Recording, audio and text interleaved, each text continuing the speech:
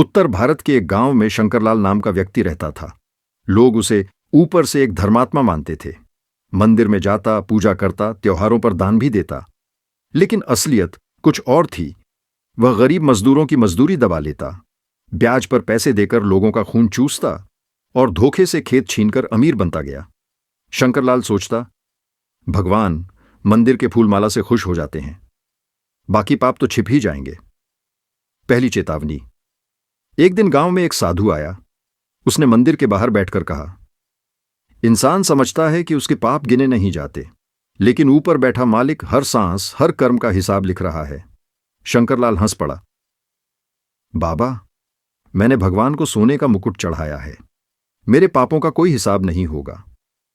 साधु ने शांत स्वर में कहा, पाप का दाम नकद से नहीं, हालात से चुकाना पड़ता है।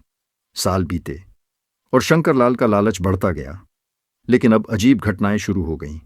एक दिन जिस खेत को उसने धोखे से छीना था, उसी खेत में आग लग गई। फसल राख हो गई। जिन मजदूरों की मजदूरी उसने रोकी थी, उन्होंने काम छोड़ दिया। उसके गोदाम खाली होने लगे। उसका बेटा, जो उसकी शान था, गलत संगत में पड़ गया और बीमारियों से घिर गया। शंकरलाल हर बार सोचता, ये तो बस बदकिस्मती है। लेकिन भीतर कहीं साधु की आवाज गूंजती, हर पाप का हिसाब वक्त वसूल करता है। एक रात शंकरलाल को अजीब सपना आया। वह खुद को एक अंधेरी घाटी में खड़ा देखता है। सामने एक विशाल तराजू रखा है।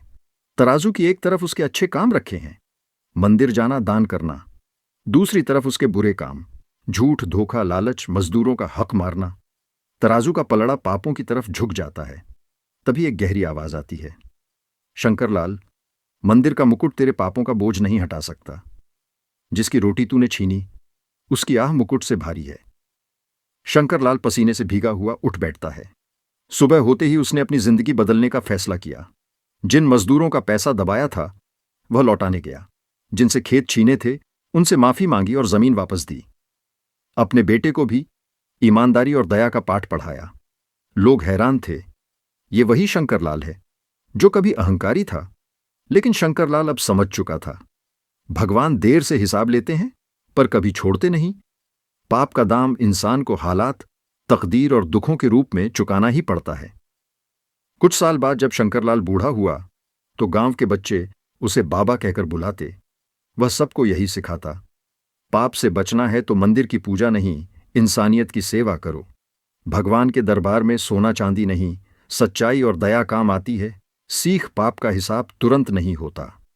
हर पाप इंसान के भाग्य और हालात में धीरे धीरे लौटता है, और सच्चे मन से प्रायश्चित ही पाप मिटाने का असली उपाय है। मेरे भाइयों और बहनों, आपसे अनुरोध है, अगर आपको वीडियो थोड़ा भी पसंद आए तो इस वीडियो को एक बार लाइक करें और अपनी राय कमेंट करें, जरूर बताना, और सबसे जरूरी बात, सब्सक्राइब भी करना।